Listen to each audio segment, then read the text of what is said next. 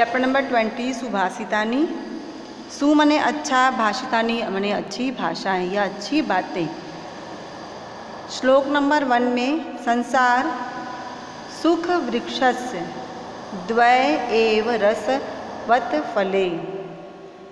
संसार के सुख रूपी वृक्ष के द्वय मने दो, एव मने ही, रस मतलब मधुर या मीठा, फले मने फल हैं। संसार के सुख के रूपी वृक्ष के दो ही फल रस फल हैं। काव्य मृत रसास्वादः, काव्य रूपी अमृत रस का स्वाद। संगमः, संगमः मतलब संगति, सज्जनैः सज्जन के साथ। अर्थात यहाँ पर इस श्लोक का अर्थ है कि संसार के सुख रूपी वृक्ष के दो ही मधुर फल हैं, काव्य रूपी अमृत रस का आस्वादन माने स्वाद लेना या चखना, और सज्जनों की संगति।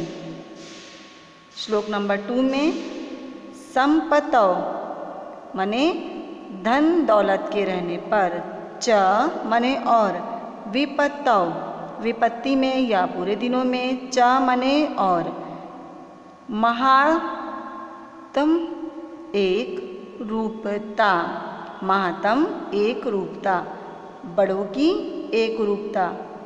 उदये उदय के समय, सविता मने सूर्य, रक्तो मतलब लाल रंग का, रक्तः च अस्तमयी और डूबने के समय लाल, तथा मने जैसे।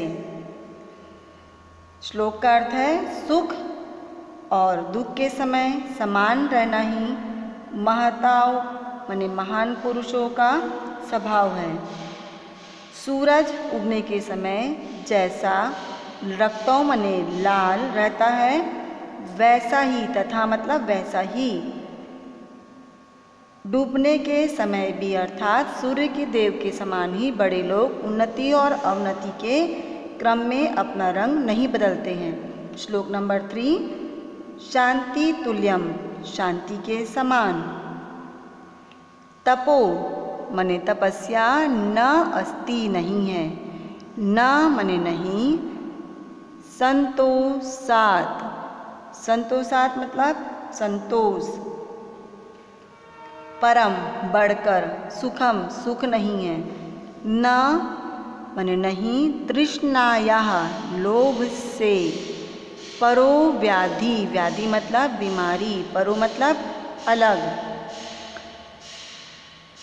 न च मने और, धर्मो धर्म, दया परः दया से बढ़कर।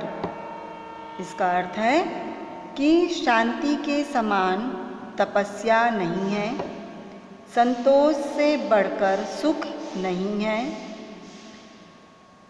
लोभ या लालच या तृष्णा से बड़ा रोग नहीं है, और न दया से बड़ा धर्म। श्लोक नंबर 4 गुणेन गुण के कारण, स्पृहणीय चाहने लायक, स्यान्यम यहाँ पर स्यात् प्लस न हो जाएगा, शायद नहीं, रूपेण सुंदरता से, युतोह मने युतः युक्त या भरा हुआ, नरः मने मनुष्य, सौगंध